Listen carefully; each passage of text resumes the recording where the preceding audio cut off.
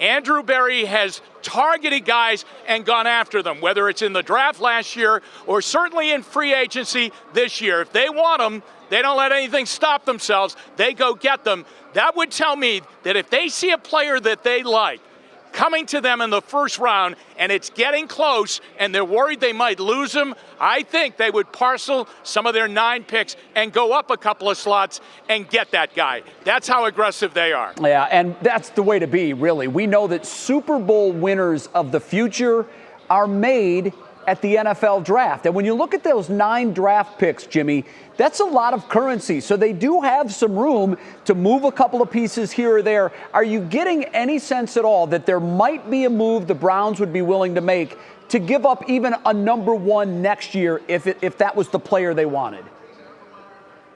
I think they're a little bit worried about giving up a number 1 next year because you have tremendous buyer's remorse or seller's remorse or whatever when you go into next season and you don't have the pick in the first round. But I think the 9 picks, and especially with the double picks in the 3rd round and the 4th round coming up later on as this draft moves along, I think those are very much on the table. If you go back to last year when the Browns did so well in the draft, it was on the Friday night, meaning tomorrow night this year, when Andrew Berry started to move around. Right. He went up to get Grant Delpit in the 2nd round, and he did that on Friday night. And then even, Jay, accumulated some picks for what now becomes tonight's draft and this weekend's draft, and they might consider that. But remember this, they don't need 9 players on their roster. Sure. So that tells me they're not going to use all 9 of those picks. They'll make some moves. Yeah, and that would be fun to see. They don't have 9 open spots. And again, that's one of the good things from being a good team.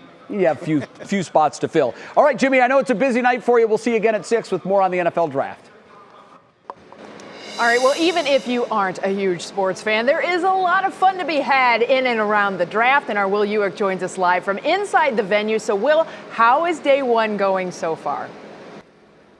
Little wet, a little bit rainy, Betsy, but it's not letting it rain on everyone's parade out here, especially the people behind me. These are local vendors that are out here serving food and beverages at a very much needed time for them. Now, they were selected through the NFL Business Connect. They also asked Destination Cleveland, give us a list of some restaurants, give us some recommendations. We'd like to help out some of these local establishments, but the NFL ultimately selected about a dozen of them from the west side, from the east side, from the south side, downtown Cleveland, to set up shop here over the weekend. They open today, they're going to be here tomorrow and Saturday serving some local fare. So when you have people coming in from Seattle, from New York, from all over, they're not just getting the draft experience, they're getting a little taste of Cleveland as well. And as we talk to some of these restaurant owners, boy, couldn't have come at a better time with the pandemic as well.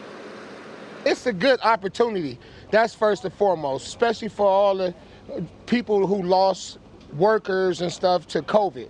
So coming out here and having them to have us to come out and do the event was a straight blessing. A little bit of a slow start, they said. Number 1, the draft wasn't going on until 8 o'clock, but also the weather. But Betsy, things are picking up a little bit behind me. They said they were seeing some more foot traffic and hopeful that not only that, but then you have the next couple of days crossing their fingers that they get a little better weather and people will be out here enjoying some of this great cuisine. Awesome stuff. Love to feed that economic engine for sure. Will Ewick from inside the venue. Now we go to Marissa Saenz, who is outside the venue. Marissa, what's happening out and about in Cleveland? Hey, Betsy, what's happening out and about is first we got to acknowledge the weather. That's the biggest talker right now. You guys actually caught us at a good time. It's not raining as hard, but as you can see, this isn't stopping people from having fun. There you go. See, we've got people from all over. There's a lot happening here. We've got games happening at the further end of this avenue that takes you where the stage is and where the stadium is. And let me show you these team mannequins. They were actually all covered up when we first got here because the rain was coming down. Listen to the spirit. Listen, it's so much fun out here. They've actually taken the bags off now. And I really got to show you, they've moved the helmets from Mall C down here.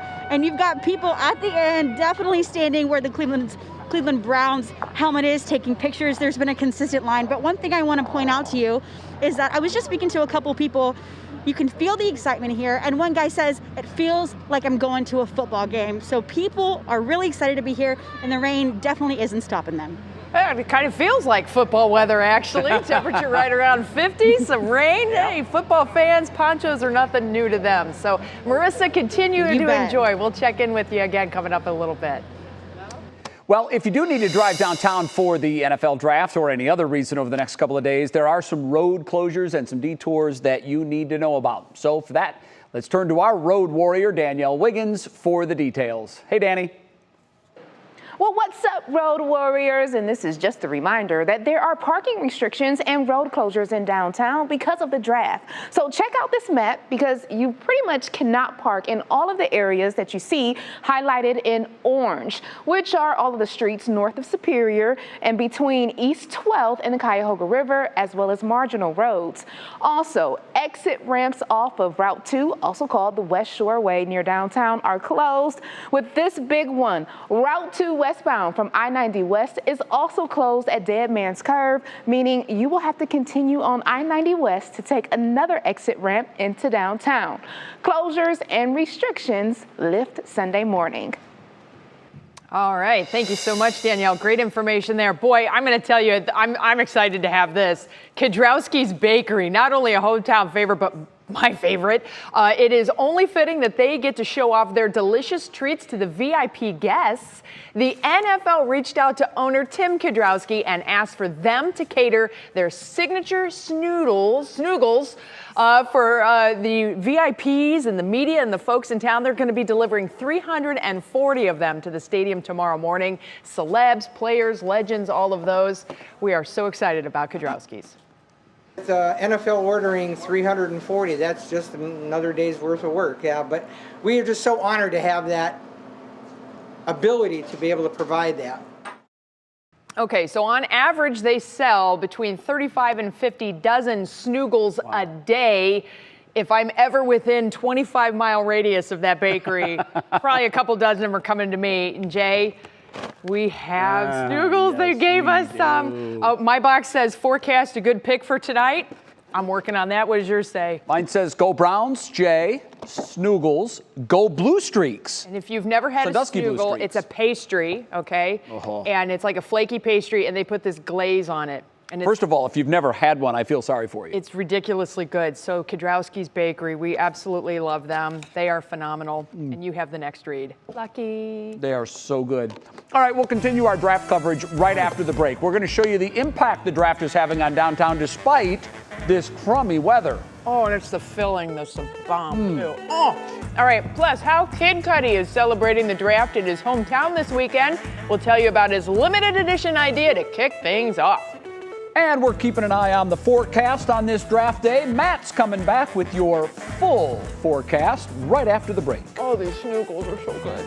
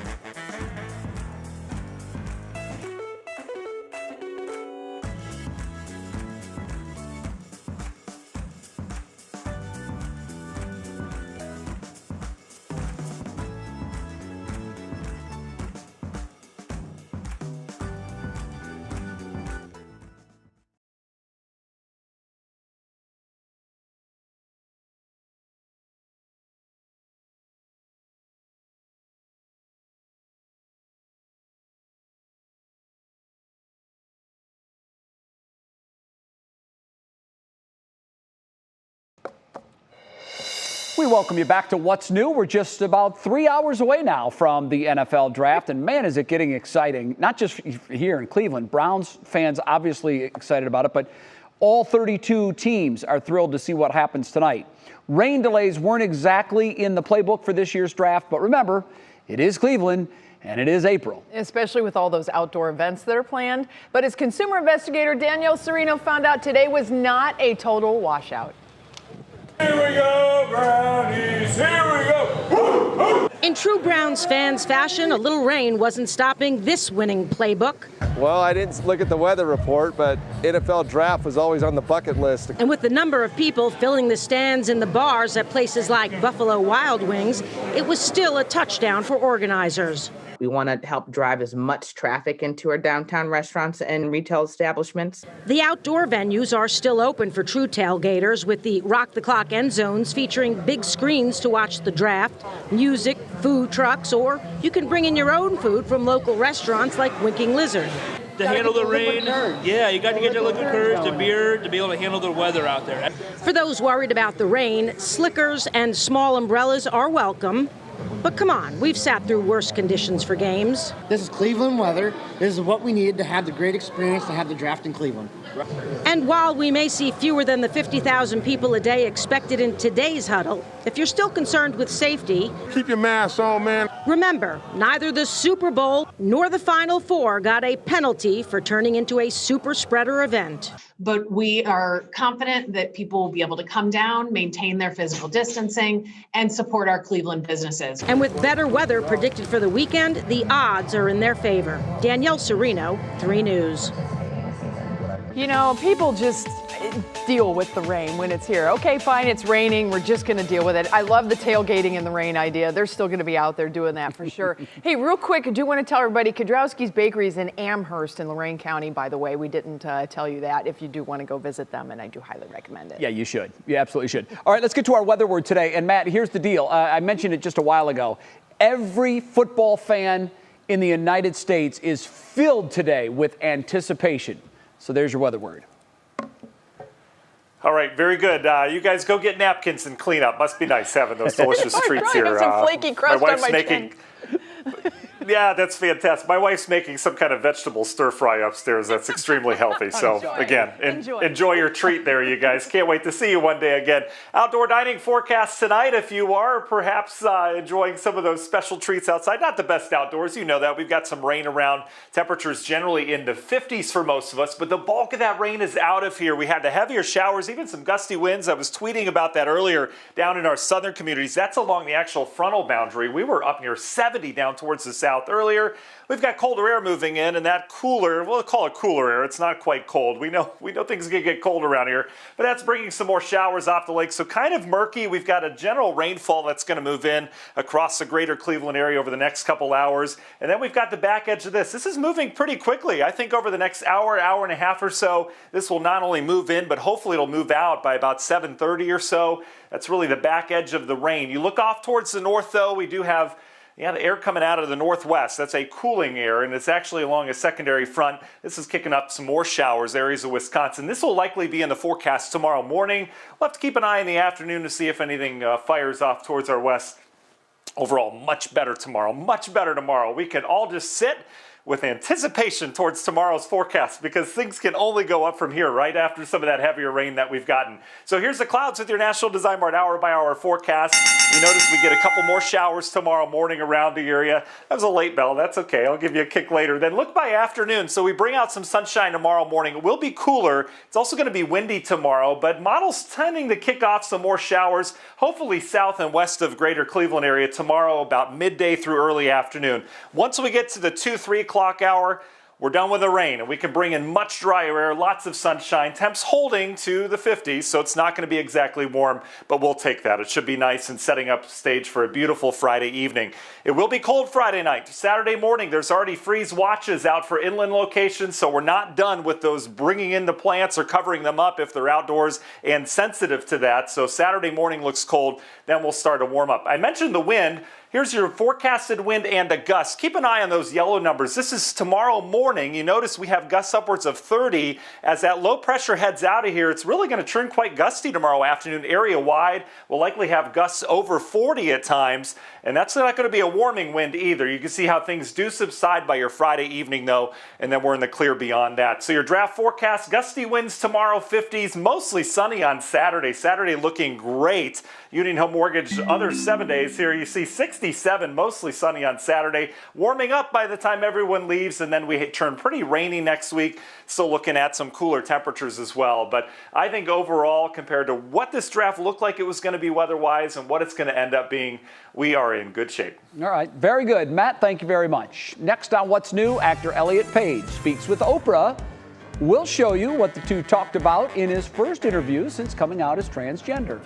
Then a talent that most folks don't have, this card-throwing trick ahead in our Worth the Watch. What? Sticks the landing. Boom. What?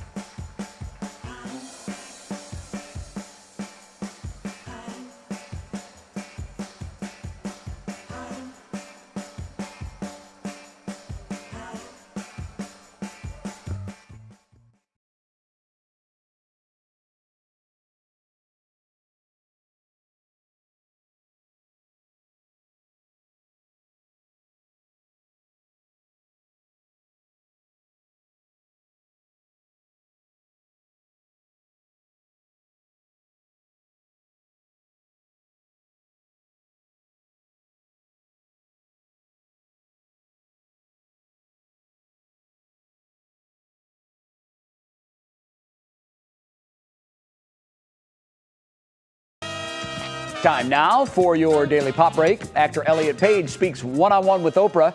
We have the latest on ex-bachelor Matt James and his journey to find love, and the new article of clothing Kid Cudi is releasing just in time for the NFL Draft. Here's Kiera Cotton with all the details. Had pretty much never even touched someone outside who I was in love with. Elliot Page is sitting down for his first interview since coming out as a transgender man with Oprah Winfrey. The 34-year-old actor and producer shared his decision with the public in a letter back in December after undergoing top surgery, a move he describes as not only life-changing, but life-saving. The two discuss a variety of topics, including the importance of supporting health care for transgender people, legislation impacting the trans community, and so much more. The Oprah Conversation with Elliot Page airs tomorrow on Apple TV+. And apparently, ex-bachelor Matt James hasn't given up on love. In a recent interview with People magazine, he said he's focusing on his relationship with Rachel Kirkconnell. I know, you may be confused. After just last month, the couple announced their split after Rachel's racially insensitive past was highlighted on social media. But since then, the two have been spotted together several times, and according to Matt, she's been working to educate herself on racism. Cleveland is the reason. And with the NFL draft taking place here this weekend, Cleveland native Kid Cudi wanted to celebrate. The musician and actor announced on Twitter yesterday that he and the NFL have collaborated to release a starter jacket to mark the occasion. The black jacket features the draft logo, Cudi's Man on the Moon logo on the back, and patches from all 32 NFL teams with the Cleveland Browns landing right over the heart. Cudi didn't say how many of the jackets would be available, only that they are limited edition, and there's no word yet on the cost. How can you not root for the hometown hero? The jackets are set to go on sale in about an hour on Kid Cudi's website. Back to you guys.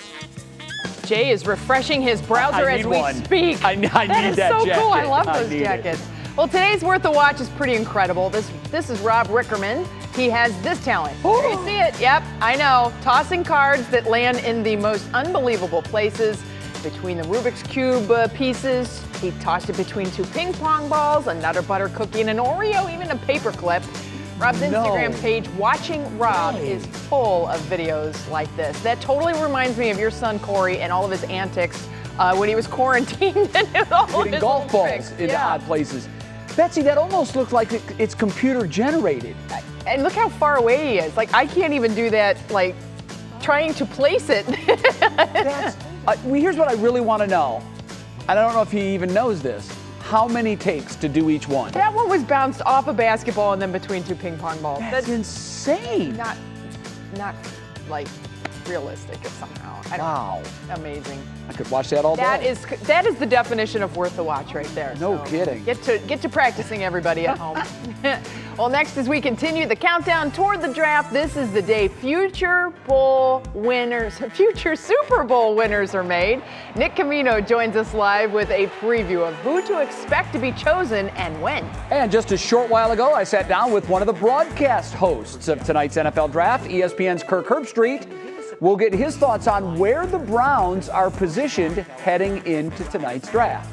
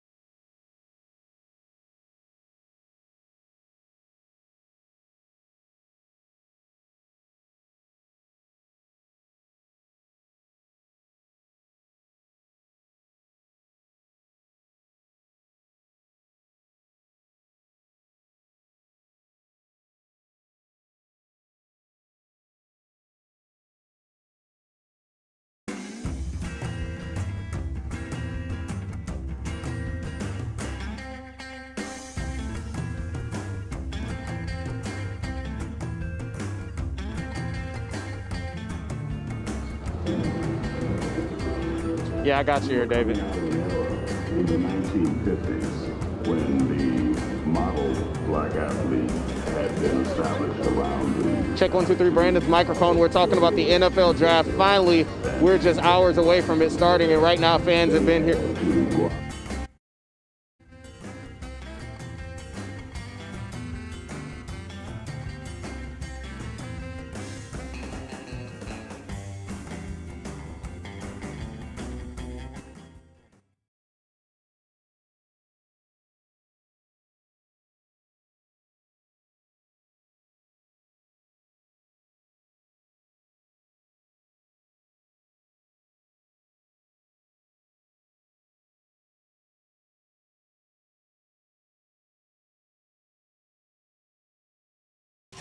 And now, live from WKYC Studios, this is What's New. Yes, it is. Welcome back to the second half hour of the program. It is Thursday, last Thursday in April, with Betsy Kling. I'm Jay Crawford. Someone asked me today which I prefer, when the Browns go at the top of the draft, as they have so many times in the past, or like this year when they pick near the end of the first round. I didn't even hesitate. Oh, you give me this year every single year, because it means we had a great season last year. Absolutely. I don't want to go first.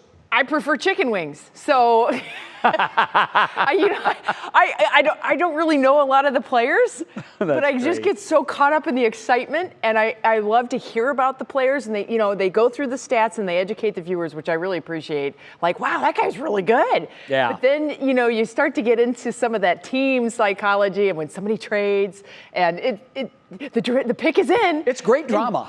It really, the whole thing is great drama, start to finish. They have definitely done a great job on that, so we're all counting down most certainly. But now it's time to turn things around and jump into 3 things that you need to know here at 5:30.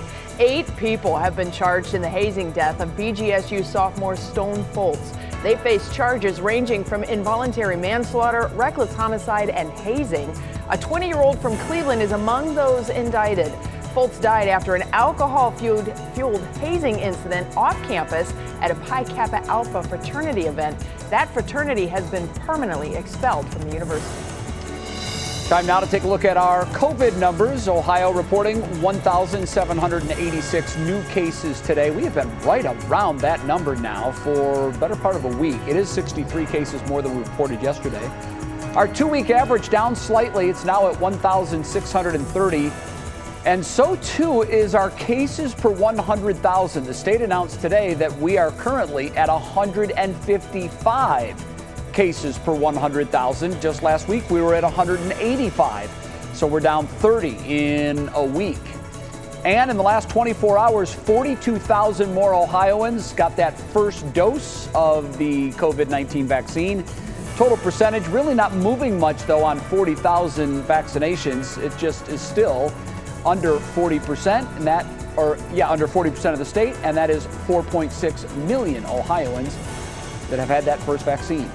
And third on our top 3 things is the NFL draft, of course. We have this little shindig happening in downtown Cleveland. Brandon Simmons is outside the venue live for us right now. And Brandon, I just looked at the radar. There's going to be a little uptick in the showers coming within about the next 15 or 20 minutes, but it does not look like that's stopping a whole lot of the crowds. Yeah, earlier today, it was really bad. When you were out here, it was pouring. The umbrellas were everywhere. But right now, there aren't as many umbrellas out. If you look around, you can see people in line to get inside of First Energy Stadium where they're doing the field goal kicking, running on the field, all of those sorts of things. A lot of people having fun. They put the umbrellas away, but it's still misting, as you said. But honestly, I got to tell you, fans are showing up for this event no matter what the weather's going to be. You can tell they want to get down there and be in the action for the big draft, which happens in a little over a couple hours from now. And if you look down, you can see how many people are out here taking in some of the other experiences, like the locker room down on that end and the helmets that are down there. So people are here having a lot of fun, really just enjoying Cleveland, whether you're from here or whether you're from as far away as Washington State. Right now, this is the place to be. All right, Brandon, thank you very much. Well, it is a great yet strange feeling that the Browns won't be one of the first picks in this year's draft as they celebrate, Browns fans, as if it was a Browns Sunday. They are absolutely excited to find out who their next new favorite player is. So instead of it being the Browns this year, it's our old friend Urban Meyer who will try his hand at the NFL coaching game. He's now with the Jacksonville Jaguars, and sports anchor Nick Camino joins us now. So he comes into the league, Nick, and in year 1, his club gets the first overall pick. And there is a Buckeye quarterback in Justin Fields that he helped recruit to Ohio State. You would think that would be a match made in heaven because he's going to be a first-rounder, Fields, but it doesn't look like that's going to happen, does it? Well, Jay, you do have a multitude of storylines. It's unbelievable here, as Mother Nature has not cooperated at all tonight. Thank you very much, Betsy. But I do want to mention, the things you hit on. I mean, the Jacksonville Jaguars, they've got the number 1 pick. They're on the clock. They've been on the clock for months. Urban Meyer, they've got to know what they're going to do at number 1. I know you mentioned the connection to Fields, but it is absolutely going to be Trevor Lawrence at number 1, Jay. He has been the top player in college football over the last 2 years. Over 10,000 yards passing, a record of 34-2 under Dabo Swinney at Clemson. How about this stat? 90 touchdowns compared to 17 interceptions. He also rushed for 18 touchdowns in his career.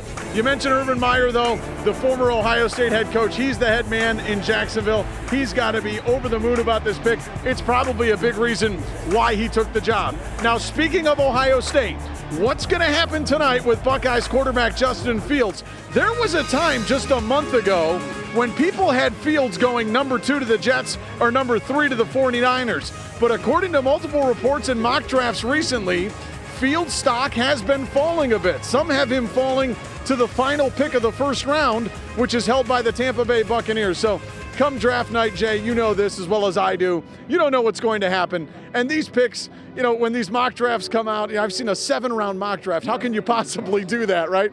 But as in terms of the first round with Fields, I mean, when I watch him play, I see a winner. I see a guy that makes all the throws. But the scouts recently saying, they're not quite sure about all that. So we'll see what happens with him. As you mentioned, though, with Urban Meyer, he's got to be excited about having that number 1 pick, which will be Trevor Lawrence. It's interesting because Trevor Lawrence's last game, he was a bust. The Ohio State defense made him look very pedestrian. And in Fields' last game, the Alabama defense made him look very pedestrian. So neither one of these two guys are coming into the draft off one of their better performances. I was just talking to Kirk Herbstreit. He told me that the word is San Francisco will not take Justin Fields, and he told me he thinks that's a mistake. He thinks that Fields can succeed in the NFL, particularly in that offense. We'll wait and see. Nick, it's going to be high drama, and it all starts tonight at 8 o'clock. Stay dry out there, my friend. We appreciate it. We'll see you soon. Well, next, sports fans, you know who Kirk Herbstreit is. I sat down with the Ohio native and sports broadcaster for his take on the Browns' upcoming draft. We'll hear that next. And if it's now or if it's later, if you're eager to get out of the house and relax, we have a list of the best wineries to check out. We'll be right back.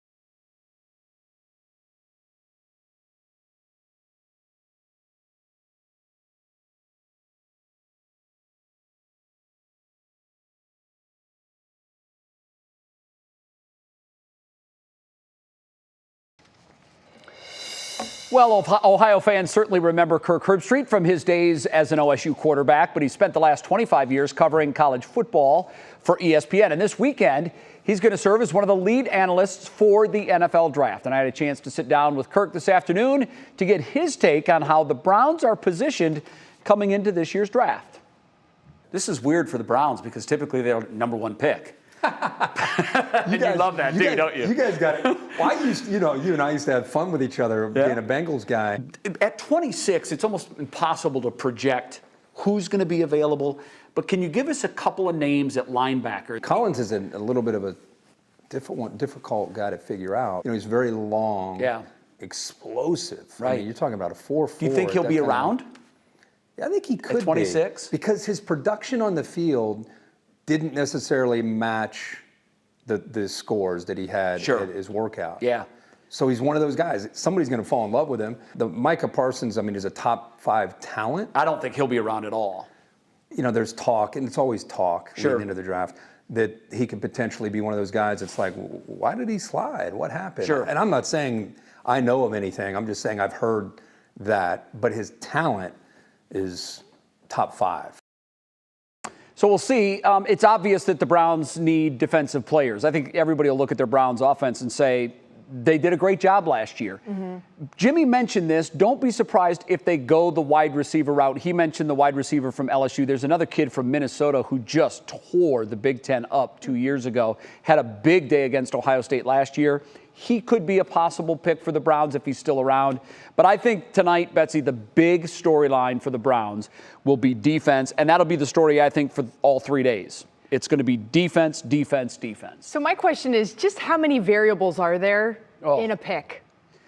Well, when you're picking 26th, it's usually best available player. Mm-hmm. When you're picking near the top, you can focus in on one of your needs. Mm-hmm. The problem with the Browns, when they had that number 1 pick year after year, it seemed, they needed everything. Right. So there was nothing that was completely off the table for the Browns. Yeah. This year, I think it's so much better for general managers when they come in knowing exactly where they need help. And this team knows exactly where they have to get better. It should be successful. As people fill out their mock drafts, they have an idea of where things are going, but there's so many variables, things can change very quickly and often completely derail. I always say mock drafts are like your NCAA bracket sheet on Thursday evening. You can rip it up because somebody makes a huge surprise pick at number 3 and all of a sudden all the dominoes fall from there. I'm going to tell you what your mock draft is like. It's like forecasting the weather. Matt Wentz, back me up on this. And that's exactly where that questioning was going. How many variables do we have, obviously, when we're trying to nail down a specific point and a specific forecast? Obviously, we are in draft mode, and the kickoff to the draft is finally here. But, Matt, we have actually nailed this forecast down for more than 7 days. And when you consider how many variables we have to put up with, and as Nick was saying, I can't imagine, doing a 7-round mock draft. I'm like, we do 7 and 10 day forecasts all the time. So, Matt, I'm going to let you take the floor now. You, my friend, are on the clock. Yeah, well, I like that. Betsy, we were talking earlier about, obviously, the 26th pick. That's usually what I was on the playground when we got to pick our own teams. I was tall, but boy, I just couldn't get my legs to coordinate themselves. So I'm sure they'll get someone that's really nice and, hopefully they've got a little athleticism as well. But you're right, lots of variables go into the weather forecast. Things have kind of really, over the last 5 or 6 days, we had a good idea how today was going to behave. And it's behaving that way so far. We've got the bulk of the heavy rain out of the area now. We're dealing with kind of the leftover rain that's coming in behind the system. This is going to create a pretty rainy evening across northeast Ohio, though. This will likely last through the 8 o'clock hour. Looking at some of the latest guidance, you can see we've got some light rain coming into greater Cleveland right now, but off towards the west, we've got moderate downpours heading in areas near North Olmsted, just off towards the north. Avon Lake going to get that. Avon heading over towards the Lakewood area in the next half hour or so. And there's more of that to come. You can see a pretty decent wave of some moisture coming. This is light to moderate rain. Again, 8 o'clock is when I think it'll clear out of here. And then we deal with just cloudy skies with some hit or miss showers that'll pop overnight tonight and tomorrow. Some of those off of the system you see coming out of Wisconsin. But this is an elongated area of low pressure. It goes all the way back down towards Texas. And thankfully, we're saying goodbye to it. We had some much needed rain. Boy, every drop that was falling today, I know we had some flooding, but We needed every drop that we got today. We're anywhere from 4 to 5 inches below average right now with that moderate drought. Your National Design Mart hour-by-hour forecast, you can see a smattering of showers tonight. We'll do the same tomorrow. We've got another wave of energy that'll move through. Tomorrow's going to be windy. We'll have these clouds that come and go. We'll also see some sunshine tomorrow as well. But temperatures are going to stay stuck in the 50s pretty much for everyone tomorrow with that raw wind out of the north and the west. It'll feel much different if we get that sun to poke out. Tomorrow night's a cold night. We're back down to the 30s, especially inland. We've got some freeze watches already out. Saturday morning is going to be the coldest morning of the next several days. Wind, I mentioned, is going to be an issue tomorrow. The yellow numbers, your gusts. This is tomorrow midday. We've got gusts to 30. By afternoon, that wind will really ramp up, especially along that lake. With no friction out over the lake, we'll have gusts likely over 40 at times. Things will subside for Friday evening. Winds look much lighter on your Northeast Ohio Saturday. So that draft forecast, gusty winds tomorrow, still a couple scattered showers, most hours dry, mostly sunny on Saturday, back into the 60s to near 70. What a great looking weekend we have. Union Home Mortgage 7-day. Look at the weekend. Saturday, beautiful. Sunday up near 80 with some clouds arriving. And the next week turns kind of raw again. We've got lots of chances of rain with several systems that'll move through here. But overall, I think if people want to stay in town beyond the draft, hey, they've got a nice weekend here in Cleveland to celebrate. Absolutely. Everything will dry out very quickly with those winds tomorrow, so it'll be a great day for us. All right, Matt, thanks a lot. We'll see you again coming up at 7. Well, it's time now to see what's clicking in Cleveland. For that, we turn to our digital anchor, Stephanie Haney. And happy draft day, Stephanie. Happy draft day, Betsy. We've got our 3 new sports analyst, Ben Axelrod, with his final predictions for round 1. Here are the top 5. He's got quarterback Trevor Lawrence going first to the Jaguars, QB Zach Wilson as pick 2 for the New York Jets, and another QB, Mac Jones, going 3rd to the 49ers. From there, he's got tight end Kyle Pitts at pick 4 going to the Falcons, and at number 5, Ben's calling wide receiver Jamar Chase to Cincinnati to reunite with college teammate Joe Burrow. See where OSU's Justin Fields falls, and catch Ben tonight on our live draft show on WKYC.com at 7:30 p.m. And for our winos watching, we've got Doug Tratner's Save Our Sauce roundup of the must-see wineries here in Northeast Ohio. Cleveland Urban Winery is especially unique in Cleveland Heights. It's one of the few places around where you can get a wine slushie on a hot day. At M Cellars in Geneva, the grounds are beautiful, and the Brut Rosé and the Meritage blends are just as lovely. And do not sleep on the Quarry Hill Winery in Huron. Go for their Pinot Grigio and Petite Syrah, and stay for the views. That's just a few. We have a ton more at WKYC.com/SaveOurSauce. Jay and Betsy, I think this is one of my favorite series that we've done. I had no idea we had so many incredible wineries right here in Northeast Ohio. Oh, yeah, so many great little places to get into for sure. All right, Stephanie, thanks so much. Have a great night and enjoy that draft. Throwdown Thursday, NFL draft questions next. Oh, joy.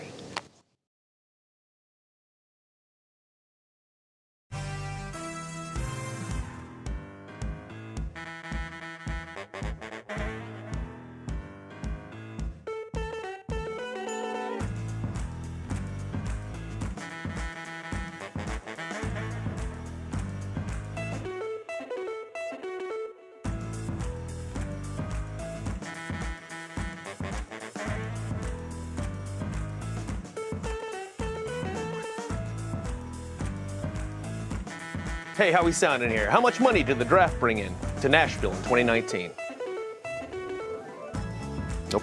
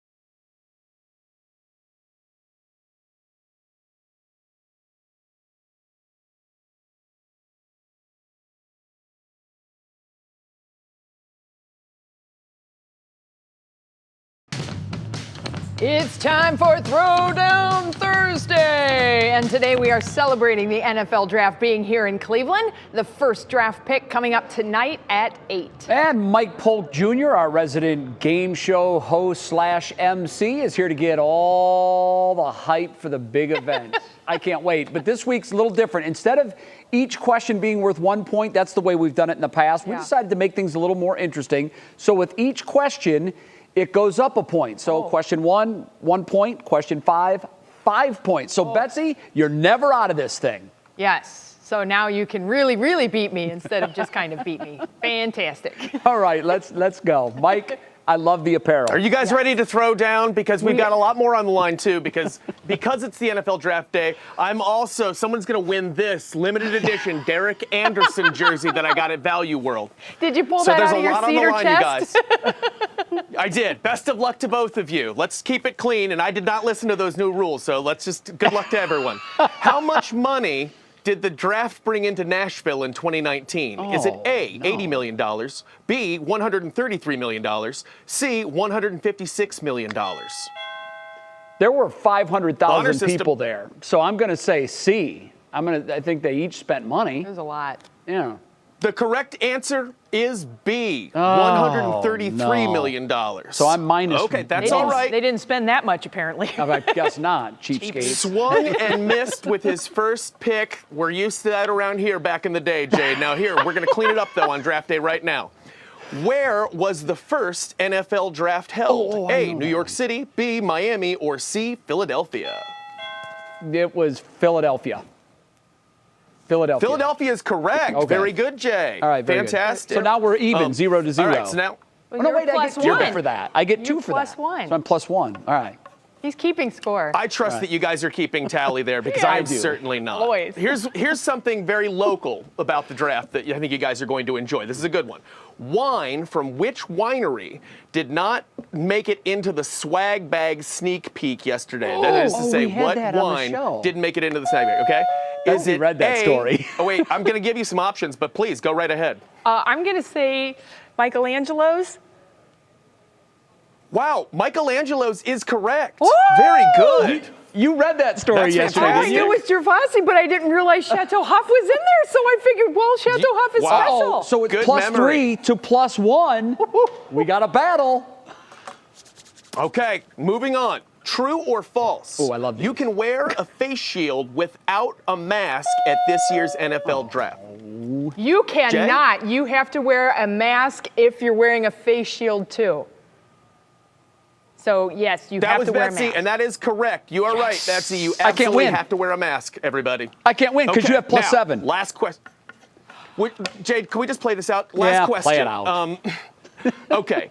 Including our beautiful town, how many cities have now hosted the NFL draft since it was first established in 1936? A, 10, B, 20, or C, 25? Oh, definitely not 25. I'm going to say it's 10. 10 is correct. All right. So Jay, Betsy you brought wins, it up though. close there in the end, but based on the weird new scoring system, Betsy wins, I think. Regardless, congratulations to Betsy. Congratulations to both of you. And Betsy, you're going to look fantastic in this Derek I can't wait to put on that jersey. Anderson jersey. I'm so wearing that with pride. Absolutely. Why wasn't it a Johnny Manziel jersey is what I want to know. That's true. Great job. Great job. There weren't any at Value World when I was there. Yeah, I know. They all sold out. Thanks, Mike. Next, the good news keeps on coming here in Cleveland. We're going to show you the adorable moment that Browns GM Andrew Berry shared with Northeast Ohio today on top of the draft. It's ahead, and show us something good. In a 3-News special report, Mark Namick breaks down the complex issues involving sports betting in Ohio. If they're incentivized to put more televisions, they're going to do it. Tonight at 11 on 3 News.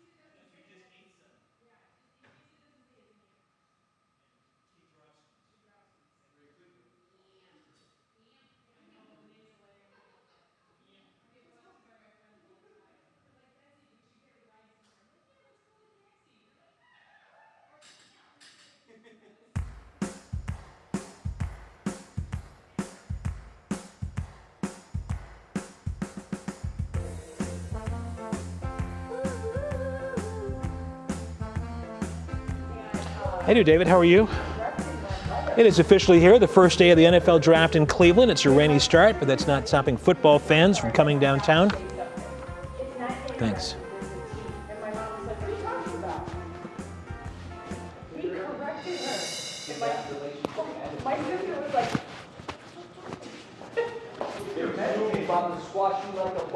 She thought it was very cute. Okay, but did she say interesting? Nope. She doesn't care.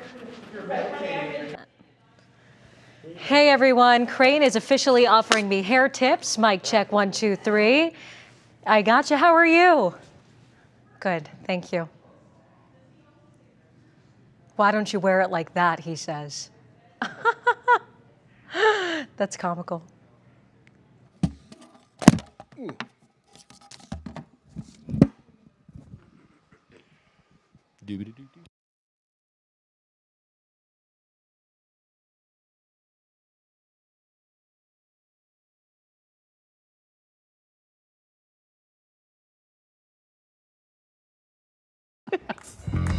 Oh, talk about showing us something good. A big congratulations to Cleveland Browns General Manager Andrew Berry and his wife, Britton. Jimmy mentioned this a few minutes ago. It's so exciting. Oh, how about that? We want you to meet Eden Ruth Berry. This is their third child, but their first daughter. Yay. The Browns posted on Facebook the couple's first round pick of the 2021 draft came a little early. Can you imagine? Andrew, I really need you to come home. No, this is where it went down. Andrew telling his wife, I really need you to have this baby before the draft. Right? I cannot be. And so everything worked out, and congratulations to the wonderful family. Pretty cool. Thanks so much for watching What's New. We're back tomorrow to wrap up another week. We'll see you at 5. Russ and Laura, get started now with what matters most. Now at 6, it has arrived. Draft day in Cleveland. Northeast Ohio, this is football weather. Best time to have the draft. Not even the rain could keep football fans away. We'll take a look inside this first day of festivities. Also, on the clock, the voice of the Browns, Jimmy Donovan, breaks down the team's possible first-round draft pick. The power of sports. What I do hope, though, is that our culture will begin to change and we'll start to see more equality and acceptance of the diversity that's around us. The conversations taking place in Cleveland to use